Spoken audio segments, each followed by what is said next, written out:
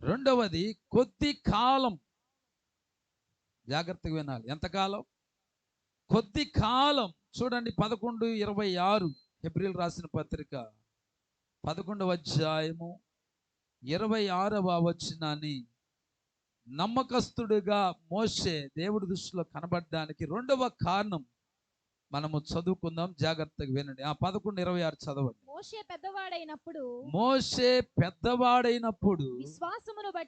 విశ్వాసమును బట్టి ఐగుప్తు ధనము కంటే, చూడండి, ఐగుప్తు ధనము కంటే క్రీస్తు విషయమైన నింద గొప్ప భాగ్యమని ఎంచుకున్నాడు. ఇది మనం పోయిన వారు నేర్చుకున్నాం. అల్పకాలము పాప భోగము అనుభవించుట కంటే దేవుని ప్రజలతో శ్రమ అనుభవించుట మేలని యోచించి. హల్లెలూయా. రెండవదిగా దేవుని దృష్టిలో నమ్మకస్తుడిగా మోషే కనబడడానికి కారణం ఏమిటంటే, అల్పకాలం అనగా కొద్ది కాలం, కొంతకాలం పాపములోని, జాగ్రత్తగా వినాలి, కొద్ది కాలము పాపములోని సుఖభోగాలు. దేంట్లో అండి? పాపములోని సుఖభోగాలు. ఈ దినాల్లో ఎక్కువగా మనిషి ఏ సుఖాన్ని అనుభవించాలని చూస్తున్నాడంటే, ఏ విధంగా సుఖపడాలని చూసుకుంటున్నాడంటే, ఏ విధంగా సుఖపడుతూ బ్రతకాలనుకుంటున్నాడంటే, పాపము ద్వారాగా, మోసము ద్వారాగా, అవినీతిగా, అన్యాయముగా, దౌర్జన్యంగా, మాయ మాటలతో,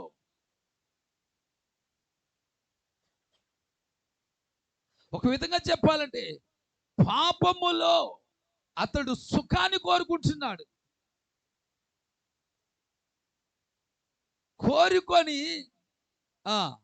శాశ్వతమైనటువంటి సుఖాన్ని కోల్పోతున్నాడండి. కొద్ది కాలపు పాపములో దొరికే సుఖం కొరకు శాశ్వత కాలము పరిశుద్ధతలో దొరికే సుఖాన్ని కోల్పోతున్నాడు చాలా మంది. అందుకే చూడండి, పాపములో సుఖభోగాలు అనుభవించేవారు, వారు ముగింపు ఎంత భయంకరంగా ముగించబడుతుందో మన కళ్ళ కట్టినట్లుగా మనం చూస్తూ ఉన్నామండి. ఇక్కడ మోషే చూస్తే అల్పకాలం, లేకపోతే కొద్ది కాలం, కొంతకాలం పాపములో ఉన్న సుఖభోగాలను అనుభవించడం కంటే కూడా, ఇక్కడ అంటున్నాడు కదా, దేవుని ప్రజలతో శ్రమలు అనుభవించుట మేలని ఏం చేస్తున్నాడంటే కోరుకుంటున్నాడండి. హల్లెలూయా, హల్లెలూయా. నిజంగా మోషే ఆలోచన ఎంత గొప్పదో చూడండి.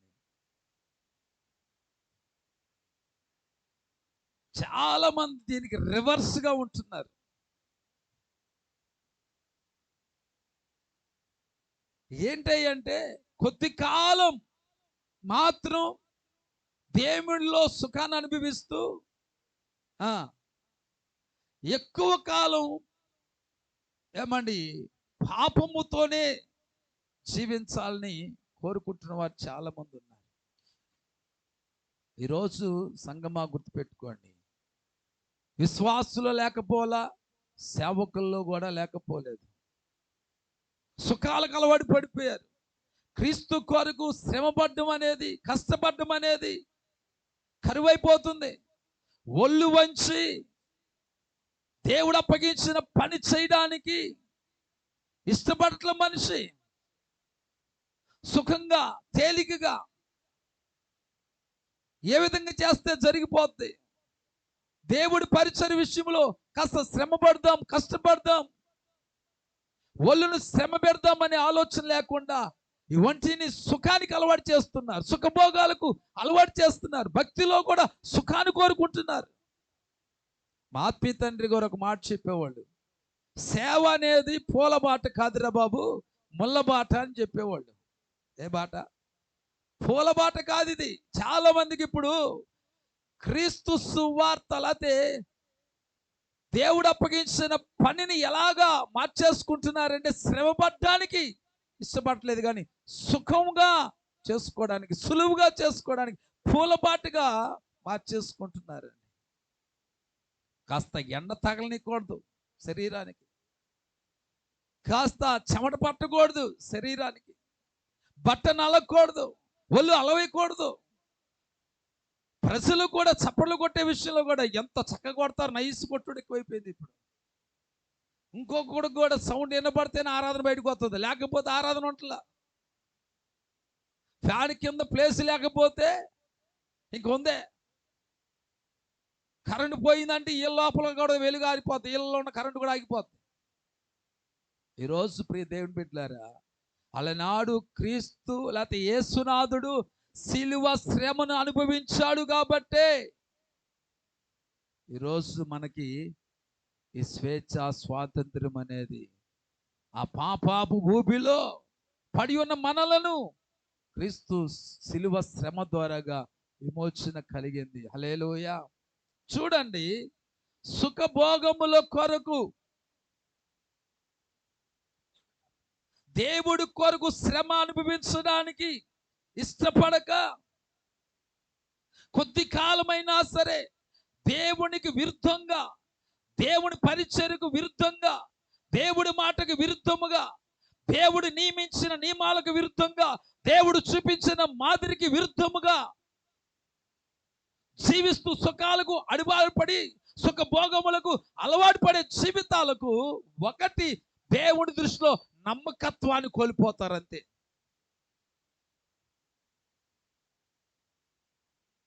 తర్వాత జరిగేది ఏంటంటే, చూడండి, సుఖభోగముల కొరకు, సుఖభోగాలు అనుభవించడానికి పరితపించేవారు, ప్రాకులాడేవారు, పరుగులెత్తేవారు జీవితంలో వారు ఎదుర్కోబోయే పరిస్థితులు ఎలాగుంటాయో కొన్ని లేఖన భాగముల నుంచి నేర్చుకోవడానికి ఇష్టపడతాం. చూడండి, త్వరితగతిన చూద్దాం. సామెతల గ్రంథం 19వ అధ్యాయం 10వ వచనం చూడండి. సామెతలు 19:10 చూడండి త్వరగా. 19:10. భోగములను అనుభవించుట భోగములను అనుభవించుట బుద్ధిహీనునికి తగదు. ఏమవుదంట అండి? బుద్ధిహీనునికి తగదు. రాజుల నేలుట, రాజుల నేలుట దాసునికి బొత్తిగా తగదు. దాసునికి బొత్తిగా తగదు. హల్లెలూయా. ఇక్కడ సుఖభోగములు అనుభవించడానికి ఎవరు ఇష్టపడతారంటే బుద్ధిహీనులు. ఈరోజు క్రీస్తు కొరకు శ్రమ అనుభవించడానికి, కష్టపడడానికి నువ్వు ఇష్టపడట్లేదంటే, నువ్వు సుఖభోగాల కొరకే కోరుకుంటున్నావంటే నువ్వు బుద్ధిమంతుడు కాదు, నువ్వు బుద్ధిహీనుడవు. సుఖభోగాలను ఆశించేవారు దేవుని దృష్టిలో ఎవరై అంటే నమ్మకస్తులు కాదు, బుద్ధిహీనులు వాళ్ళు. బుద్ధిహీనులు, బుద్ధి లేని వారు వెళ్ళే స్థలం ఎక్కడికో తెలుసా? యాతనా స్థలములోనికి. అందుకే అన్నా ఇందాక, తాత్కాలికమైన సుఖభోగాలను అనుభవించేవాడు శాశ్వతమైనటువంటి యాతనలకు, శ్రమలకు కారకుడైపోతాడు. మోషే ఊరకనే కాదండి, మంచి తెలివి కలిగిన వాడు. కష్టపడితే మహా అయితే 120 సంవత్సరాలు నిందలు, అవమానాలు ఎదుర్కొన్నాడు, కానీ శాశ్వతమైనటువంటి సంతోషాన్ని, ఆనందాన్ని అనుభవించే ధన్యత దక్కింది. హల్లెలూయా, హల్లెలూయా. ఇక్కడ సుఖభోగముల కొరకు ఆశపడేవాడు దేవుని దృష్టిలో బుద్ధిహీనుడు. ఎవరు సుఖభోగాల కొరకు కోరుకుంటారంటే ఆశపడతారు, బుద్ధిహీనులు ఆ పని చేస్తారు. నువ్వు బుద్ధిహీనుడు అయితే ఆ పని చేయి. రెండవదిగా ఇదే సామెతల గ్రంథం, ఇదే సామెతల గ్రంథం 21వ అధ్యాయము 17వ వచనం. 21:17. 21:17 సుఖభోగముల యందు వాంఛగల వానికి లేమి కలుగును. ఏం కలుగుతుందంట? లేమి కలుగును. హల్లెలూయా. ఒకప్పుడు బహుగా విస్తరించిన అనుభవం. బైబిల్ గ్రంథములో ఒక వ్యక్తి ఉన్నాడు, ఉజ్జియా. నిజంగా దేవుని దృష్టిలో నమ్మకస్తుడిగా, యథార్థవంతుడిగా జీవించిన కాలములో ఆ ఉజ్జియా పేరు ప్రతిష్టతలు, ఆయన పరిపాలన ఏమైందంటే నలుదిక్కులు వ్యాపించేసింది. ఎప్పుడైతే లేవీలు చేయవలసిన పని కూడా తానే చెయ్యాలి, నేనే చెయ్యాలి అని ఆలోచన కలిగి నియమం తప్పి వ్యవహరించాడు. అంతే. హల్లెలూయా, హల్లెలూయా. ఒక గదిలోకి పరిమితం అయిపోయాడు కుష్ఠరోగం వచ్చి.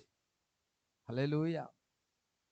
సుఖభోగాల కొరకు అలవాటు పడిన వారు బైబిల్ గ్రంథములో మనం కానీ ఆలోచన చేస్తే, ఇలాంటి ఒక ఆలోచన కలిగి సుఖభోగాల కొరకు పరుగులెత్తి సంసోన్ ఏమైపోయాడండి? గ్రుడ్డివాడిగా తన జీవితం ముగించుకోవాల్సి వచ్చింది, అంధత్వముతో.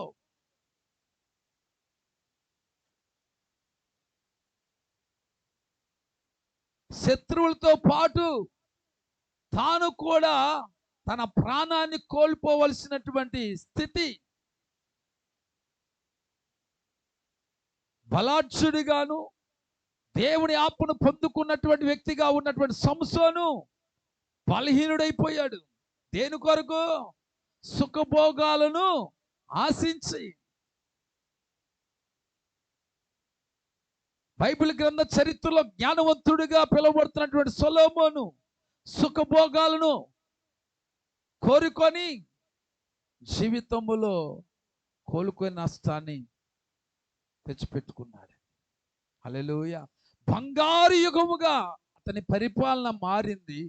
అలాంటి పరిపాలన ఏమైందంటే రాజ్యము అతడి యొక్క సుఖభోగముల వలన రెండుగా చీలిపోయింది. ఈరోజు ఒకప్పుడు ఒక వెలిగి ఈ రోజు అట్టడుగుకు దిగదారిపోవడానికి కారణం ఏంటి తెలుసా? సుఖభోగాలకు అవకాశాలు ఇచ్చారు, ఆశలు కలిగి ఉన్నారు, సుఖభోగాల వైపు పరిగెత్తారు. ఇప్పుడు అందుకన్నాడు, సుఖభోగముల యందు వాంఛగలిగిన వాడికి, కోరిక కలిగిన వాడికి, సుఖభోగముల కొరకు పరిగెత్తిన వారికి లేమి కలుగును. హల్లెలూయా, హల్లెలూయా. తర్వాత చూడండి, లూకాసు సువార్త 8వ అధ్యాయము 14వ వచనం. దీనిలో నుంచి మనం ఒక మాట చదువుదాం. లూకాసు సువార్త 8వ అధ్యాయము 14వ వచనం చూడండి. ముళ్ళ పొదలలో పడిన విత్తనములు పోలిన వారు ఎవరనగా విని కాలము గడిచిన కొలది ఈ జీవ సంబంధమైన విచారముల చేతను ధనభోగముల చేతను అణిచివేయబడి పరిపక్వముగా. మీకు ఇంకా అర్థం కావాలంటే 4వ అధ్యాయం 19వ వచనం మార్కు సువార్త 4:19. 4:19 మార్కు సువార్త 4:19. ఇతరులు ముండ్ల పొదలలో విత్తబడిన వారు వీరు వాక్యం విందురు గాని ఐహిక విచారములను ధనమోసమును మరి ఇతరమైన అపేక్షలను లోపల చొచ్చి వాక్యమును అణిచివేయుట వలన అది నిష్ఫలమగును. హల్లెలూయా. వీళ్ళు సుఖభోగములకు అలవాటు పడిన వారిని ఎలాగ పోల్చాడు దేవుడు? ముండ్ల పొదలో పడిన విత్తనాలతో పోల్చాడు వీళ్ళని. సుఖభోగములు అంటే ఇక్కడ రాయబడి ఉన్నాయి కదా, ఐహిక విచారములు, ధనమోసములు, ధనభోగములకు వీళ్ళు ఆశలు కలిగి అవేం చేసినాయి అంటే, ఒకప్పుడు ఒక వెలిగిన ఈ బ్రతుకులు ఏమైనాయంటే ఈ సుఖభోగాలు వచ్చి ఏం చేసింటే అణిచివేసి పరిశుద్ధులుగా ఉన్న వీరు పాపాత్ములుగా మారిపోయారు. ఒకప్పుడు ఒక వెలుగు వెలిగారు. ఈ ముండ్ల పదలని సుఖభోగాలు ఏం చేసినాయి అంటే వాళ్ళని అణిచివేసి నిష్ఫలులుగా చేసి పడేసినాయి, ప్రయోజనము లేని వారిగా చేసి పడేసినాయి. నిజంగా ఎంతో మంది ఇలాంటి ఒక ఉపమానానికి గురైపోయిన వాళ్ళు ఎంతో మంది ఉన్నారు. ఒకప్పుడు ఒక వెలుగు వెలిగారు. ఎప్పుడైతే సుఖభోగాల వైపు మనసు తిప్పబడిందో ఆటోమేటిక్గా ఆత్మీయత ఏమైందంటే చచ్చిన స్థితిలోకి వెళ్ళిపోయింది. ఈరోజు జాగ్రత్త, సుఖభోగాలు నీకేం చేస్తాయి తెలుసా? దేవుని మహిమను లేకపోతే దేవుడుండే స్థలంలోనికి వెళ్ళే అవకాశాన్ని నష్టపరుస్తాయి. సుఖభోగాలు నీకు లేమి కలగజేస్తాయి. సుఖభోగాలు నేను బుద్ధిహీనుడిగా మార్చేస్తాయి. సుఖభోగాలు నీ ఆత్మీయతను అణిచివేస్తాయి. ఎదగనీవు ఆత్మీయతలో. ఈరోజు ఒకప్పుడు ఒక వెలుగు వెలిగి ఈరోజు వెలగలేకపోతున్నావు అంటే కారణం ఏంటంటే సుఖభోగాలకు అలవాటు పడిపోయావు, లగ్జరీ జీవితానికి అలవాటు పడిపోయావు. అందుకనే ఆత్మీయతలో ఎదగలేకపోతున్నావు. జాగ్రత్త, నీ ఆత్మీయతను భ్రష్టు పట్టించే ఆ సుఖభోగాల వైపు నువ్వు తిరగక ఒకవేళ తిరిగిన వ్యక్తివైతే తిరిగి మరలా ఆ పూర్వపు వైభవములోనికి తిరిగి నువ్వు వచ్చుదుగాక, ఆత్మీయతలోనికి వచ్చుదుగాక. లేకపోతే సంసోను తన జీవితంలో ఏమండి ఏ విధమైన ముగింపు పలికాడు, నీ జీవితంలో కూడా అదే ముగింపు పలకవలసి వస్తుంది. సొలొమోను జీవితంలో ఎలాంటి ముగింపు అతను కలిగి ఉన్నాడో నీ జీవితంలో కూడా అలాంటి ముగింపుతోనే ముగించవలసి వస్తుందేమో. జాగ్రత్త, నీ రాజ్యము అనగా నీ కుటుంబము, నీ వ్యాపారము, నీ ఉద్యోగము, నీ ఆరోగ్యము చీలిపోకముందే, పాడైపోకముందే సుఖభోగాలను విడిచిపెట్టి మర్యాదగా మరలా దేవుడి తట్టు తిరుగు. నీ జీవితం, ప్రైజ్ ది లార్డ్, నీ జీవితం దేవుడి తట్టు తిరుగునుగా కానీ ఒక దైవ సేవకుడుగా కోరుకుంటాను. హల్లెలూయా, హల్లెలూయా. నిజంగా కొంతమంది ప్రార్థన చేస్తున్నప్పుడు నాకు సంతోషం వేస్తూ ఉంటుంది. ఎందుకంటే ఎంత చెప్పినా వినుకోకుండా లోక సంబంధమైనటువంటి ఆ వ్యవహారాల్లోనికి మునిగి తేలుతూ అవే కొంత సుఖమని, అవే సంతోషమని, అదే ఆనందం ఉంటుందని భావించి దాంట్లో మునిగి తేలి దాని వలన ఆరోగ్యం నష్టపరుచుకున్నాడు, సమాధానం నష్టమైపోయింది, శాంతి నష్టమైపోయింది, ఆరోగ్యం నష్టమైపోయింది, నెమ్మది నష్టపోయి ఈరోజు తెలుసుకుంటున్నారు, అయ్యో నేను ఎంత పొరపాటు చేశాను అని చెప్పి నిజముగా నీ సన్నిధిలో ఉన్న సంతోషము ఈ లోకములో ఉన్న సుఖభోగాల వలన ఉండదని గ్రహించి ఈరోజు కన్నీరు మున్నీరవుతున్నటువంటి వ్యక్తులు నా కళ్ళతో నేను చూస్తున్నాను. హల్లెలూయా, హల్లెలూయా. ఈరోజు అలాంటి ఒక లేమి అనేది, ఒక బుద్ధిహీనత అనేది నేను అణిచివేసే స్థితి రాకముందే ఆ సుఖభోగాలను విడిచి నువ్వు దేవుడి తట్టు తిరగలిగితే, ప్రైజ్ ది లార్డ్, యోసేపును దీవించిన దేవుడు నిన్ను దీవిస్తాడు. మోషే దేవుడి దృష్టిలో నమ్మకస్తుడిగా ఎలాగైతే ఎంచబడ్డాడు, నీవు కూడా ఎంచబడతావు. హల్లెలూయా, హల్లెలూయా. తర్వాత చూడండి, తిమోతికి రాసినటువంటి మొదటి పత్రిక 5వ అధ్యాయం 6వ వచనం, 5:6 చూడండి. తిమోతికి రాసిన మొదటి పత్రిక 5:6 ఒకసారి చూడండి. ఇక్కడ అంటున్నాడు, సుఖభోగముల యందు ప్రవర్తించున్నది బ్రతుకుచుండియు చచ్చినదయ్యుండును. ఏంటంట? బ్రతుకుచుండియు చచ్చినదయ్యుండును. హల్లెలూయా. మళ్ళీ చదువమ్మా. సుఖభోగముల యందు ప్రవర్తించున్నది, సుఖభోగముల యందు ప్రవర్తించున్నది బ్రతుకుచుండియు చచ్చినదయ్యుండును. బ్రతికి యుండియు దేంతో సమానం అంటండి? చచ్చినదయ్యుండును. చచ్చినదై ఉండును అంటే జీవోత్సవం. నీవు జీవించుచున్నావు అని పేరు మాత్రం ఉంది కానీ నువ్వు మృతుడవే అని సంగములతో దేవుడు ఆత్మ చెప్పిన మాట ప్రకటన గ్రంథాలు మనకు కనబడతా ఉంది. హల్లెలూయా. ఎఫెసు సంఘముతోనూ చెప్తాడు అనుకుంటా. నీవు జీవించుచున్నావు అని పేరు ఉంది కానీ నువ్వేమై ఉన్నావు? మృతుడివే. సుఖభోగములు అనుభవించేవాడు పేరుకు మాత్రం ఎలా కనబడతాడంటే బ్రతికి ఉన్నవాడు కానీ కనబడతాడు, కానీ లోపల అతడు ఆధ్యాత్మికంగా చచ్చిన స్థితిలో ఉన్నాడు. అందుకనే జీవోత్సవం అంటే అర్థం ఏంటంటే ఆత్మ సంబంధమైన మరణం. ఎవరండి? సుఖభోగాలకు అలవాటు పడిన వారు పైకి మాత్రం జీవించుతుంటారు, కానీ ఆత్మ సంబంధంగా వారు మరణించిన వారు. హల్లెలూయా. దేవుడి నుంచి వేరైపోవడం అనే ఒక పరిస్థితి అనేది కలుగుతా ఉంది. ఎప్పుడైతే సుఖభోగాలకు అలవాటు పడతావో నువ్వు దేవుడి నుంచి ఏమైపోతున్నావు? వేరైపోతా ఉంటావు. హల్లెలూయా. సుఖాసక్తితో బ్రతుకుతున్న వ్యక్తి, అంటే అక్కడ రాయబడింది అంటే ఒక విధవరాండ్రతో మాట్లాడుతున్న మాట ఇక్కడ రాయబడి ఉంది. ఇప్పుడు మనం తెలుసుకోవాల్సిందంటే అది ఒక విధవరాండ్రకి మాత్రమే సంబంధమైనది కాదు, కానీ ఎవరైతే సుఖభోగముల కొరకు ఆశపడుతున్నారో వారందరూ కూడా పేరుకు మాత్రం జీవించి ఉన్నారు, కానీ వారు మృతులు అని దేవుడు వాక్యం చెప్తా ఉంది. హల్లెలూయా. అందరి విషయంలోని ఇది సత్యమే. క్రీస్తు లేకుండా ఉన్నవారు జీవోత్సవాలతో సమానము అనే విషయాన్ని మనము గుర్తించాలి. సుఖాసక్తి కొరకు బ్రతికేవారు కొన్నిసార్లు తామే నిజంగా బ్రతికేవారు అనుకుంటారు. హల్లెలూయా, హల్లెలూయా. చూడండి, ఎఫెసీయులకు రాసిన పత్రిక 4:18 చూడండి. అక్కడ ఎఫెసీయులకు రాసిన పత్రిక 4:18 ఒకసారి చూద్దాం. కాబట్టి అన్యజనులు నడుచుకొనున్నట్లు 4:18 ఎఫెసీయులకు రాసిన పత్రిక 4:18 చదవండి. వారైతే అంధకారమైన మనసు గలవారై తమ హృదయ కాఠిన్యము వలన తమలో ఉన్న అజ్ఞానము చేత దేవుని వలన కలుగు జీవములో నుండి వేరుపరచబడిన వారై తమ మనస్సునకు కలిగిన వ్యర్థతను అనుసరించి నడుచుకొనుచున్నారు. హల్లెలూయా. సుఖభోగాలు వెంట వెళ్ళే వారి యొక్క జీవిత విధానం ఎలాగుంటుందంటే అంధకారమైన మనసు. ఏ మనసు అండి? అంధకార మనసు గలవారు సుఖభోగముల కొరకు పరిగెత్తుతారు. లోపల అంధకారం వస్తే జాలిగా దేవుడి కొరకు శ్రమ పడ్డానికి ఇష్టపడరు, సుఖాన్ని కోరుకుంటారు. లోపల ఎందుకు అలా కోరుకున్నారంటే అంధకారం అయిపోయింది లోపల మనసు అంతా. హల్లెలూయా.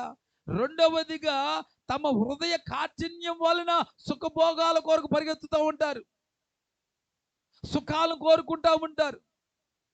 ఫరో సుఖాన్ని కోరుకున్నాడు కాబట్టి తన హృదయము కఠినంగా మారిపోయింది. ఆ కఠినత్వం వలన ఏమైపోయిందంటే దేశమంతా నష్టపోయింది. హల్లెలూయా. కాబట్టి ప్రియ దేవుని బిడ్డలారా, సుఖభోగాల కొరకు పరిగెత్తితే దేవుని నుండి వేరైపోతామని సత్యాన్ని గుర్తుపెట్టుకోండి. అలాంటి వారు బ్రతికి ఉన్న ఆధ్యాత్మికంగా వారు మరణించిన వారే. హల్లెలూయా. తర్వాత చూడండి, తీతుకు రాసిన పత్రిక 3:3 ఎందుకనగా మనము కూడా మునుపు అవివేకములను మోసపోయిన వారమును నానా విధములైన దురాశలకును భోగములకు దాసులమై ఉండి దుష్టత్వమునందును అసూయయందును కాలము గడుపుచు అసహ్యులమై ఒకరినొకడు ద్వేషించుచు ఉంటిమి గాని. చాలండి. సుఖభోగములు వెంట పోయేవాడు వాడి జీవితం ఎలాగైపోతుందంటే భోగములకు దాసులై ఉన్నవారు, అంటే సుఖభోగములకు దాసులైపోయిన వారు ఎలాగైపోతారంటే దుష్టత్వమునందును అసూయందును కాలము గడుపుచు అసహ్యులమై ఒకరినొకడు ఏం చేసుకుంటే ద్వేషించుకుంటారన్నమాట. హల్లెలూయా, హల్లెలూయా. చూడండి, సుఖభోగాలకు అలవాటు పడినోడు చూడండి, అప్పుడు దాకా అరే బ్రదర్ బావా అరే బామ్మది బాగున్నావురా అంటారు, తర్వాత కొట్టుకుతారు, కొట్టుకొని ఏమైపోతారో కూడా తెలియదు. హల్లెలూయా, హల్లెలూయా. జాగ్రత్త, అది తీరని నష్టానికి గురి చేస్తుంది. చివరిగా ప్రకటన గ్రంథము 18:7 చూసుకొని ముగించేద్దాం. వచ్చే వారం మళ్ళీ దీన్ని వేరే మాటలు ఉన్నాయి, 3 మాటలు అవి నేర్చుకొని ముగించుకుందాం. 18:7 ప్రకటన గ్రంథం. అది నేను రాణిగా కూర్చుండుదానను, నేను విధవరాలను కాను, దుఃఖము చూడనని తన మనసులో అనుకొనెను గనుక అది తన్ను తాను ఎంతగా గొప్ప చేసుకొని సుఖభోగములను అనుభవించెను అంతగా వేదనను దుఃఖమును దానికి కలుగజేయుడి. హల్లెలూయా. పద్మాసు దీపములో దైవ దర్శనాన్ని కలిగినటువంటి యోహాను క్రీస్తు శకము 5వ శతాబ్దములో రోమును గుర్చినటువంటి ఒక ఆలోచన కలిగి దర్శనములో ఆ రోమును గురించి మనస్సులోనూ రోము ఆలోచన కలిగి ఉంది. దర్శనములో మహాబబులోను గురించి మాట్లాడుతున్నటువంటి మాటలు. వాళ్ళు అనుకుంటారంట, సుఖభోగాలు అనుభవించే వాళ్ళు అనుకుంటారంట, ఏమనుకుంటారంటే నేను దుఃఖము చూడనే చూడను, ఆ నేను ఎంత గొప్ప చేసుకొని సుఖభోగములు అనుభవించుదును అని చెప్పి వాళ్ళు ఏం చేస్తారంటే మాట్లాడుకుంటూ ఉంటారు. వీళ్ళు అంటారంట, నేను రాణిగా కూర్చుండుదానను, నేను ఎదువరాలను కాను, నేను దుఃఖమును చూడనే చూడను తన మనసులో అనుకోనేను గనుక. జాగ్రత్తగా చూడండి, సుఖభోగాలు ఏం చేస్తారు, అనుభవిస్తూనే ఉంటారు. వీళ్ళందరూ అది అనుభవించినంతసేపు ఎలాగుంటుంది వీళ్ళకి, ఒళ్ళంతా తిమిరిక్కు ఉంటుంది. తర్వాత తిమిరిపోయిన తర్వాత కానీ తెలిసింది అసలు హల్లెలూయా, ఎంత సుఖాన్ని అనుభవిస్తారో ఏమండి పాపములో, అంతకు వేదన దుఃఖాన్ని కూడా అనుభవిస్తారని మనకి లేఖన భాగాలు సెలవిస్తా ఉన్నాయి. హల్లెలూయా. అందుకనే శాశ్వతమైన దుఃఖాన్ని, శాశ్వతమైన వేదన, శాశ్వతమైన యాతన స్థితిని అనుభవించడం కంటే క్రీస్తు కొరకు, క్రీస్తు ప్రజలతో కొద్ది కాలము శ్రమ అనుభవించుట మేలని బుద్ధి కలిగిన వాడైన మోషే అనుకున్నాడు. హల్లెలూయా. నువ్వు బుద్ధిహీనురాలవు, బుద్ధిహీనుడు అయితే సుఖభోగములను పరిగెత్తు. కాదు, నువ్వు బుద్ధిమంతురాలు అయితే క్రీస్తు నిమిత్తం అవసరమైతే కొంత కష్టం వచ్చినా, బాధ వచ్చినా, ఇబ్బంది వచ్చినా సరే తట్టుకొని నిలబడడానికి నువ్వు నిర్ణయం చేసుకో. అదే నీ జీవితానికి గొప్ప ఆశీర్వాదకరంగా మారుతుంది. హల్లెలూయా, హల్లెలూయా. అట్టి మనసును కలిగి జీవితం. దేవుడి మాటలు దీవించి ఆశీర్వాదకరంగా ఉంచును గాక. ఆమేన్. ప్రార్థన చేసుకుని ఇంతవరకు ప్రభువా నీ దాసు నిలబెట్టి మాతో మాట్లాడేందుకు స్తోత్రం. ప్రభువా, మీరు ఆరాధనలో మీరు మమ్మల్ని నడిపించి దాన్ని బట్టి స్తోత్రం. విన్న నీ బిడ్డలు వారి జీవితాల్లో మార్పు తీసుకురండి. నీ కార్యము జరిగించమని యేసయ్య శక్తి కలిగిన నామములో ప్రార్థించి మనవులని వేడుకొనిచున్న పరమ తండ్రి. ఆమేన్, ఆమేన్, ఆమేన్. యేసు రక్తమే సిలువ రక్తమే ప్రవేశు నామమునకే సంపూర్ణ విజయం కలుగును గాక. ఆమేన్, ఆమేన్, ఆమేన్. మన తండ్రి అయిన దేవుని ప్రేమ, కుమారుడైన యేసుక్రీస్తు కృప, పరిశుద్ధాత్మ దేవునికి నిత్య సహవాసం సన్నిధి ఇప్పుడు ఎల్లప్పుడూను అరాగడ పర్యంతరం వరకు సకల పరిశుద్ధులకు, సకల జనులకు ఈ రోజున నీ వాక్యానికి లోబడి జీవించే మనస్సును కలిగి ఉన్న బిడ్డలందరికీ సదా నీ కృప తోడి నేడుగుండి నడిపించును గాక.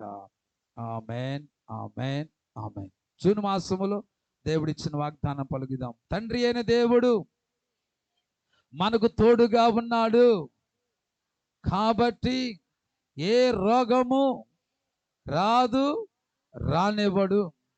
ఏ కరువు రాదు, రానివ్వడు. ఏ భయము రాదు, రానివ్వడు. Amen, amen. God bless you. అందరికీ వందనాలండి. రేపు సాయంత్రం మరలా 8 గంటలకు మనకు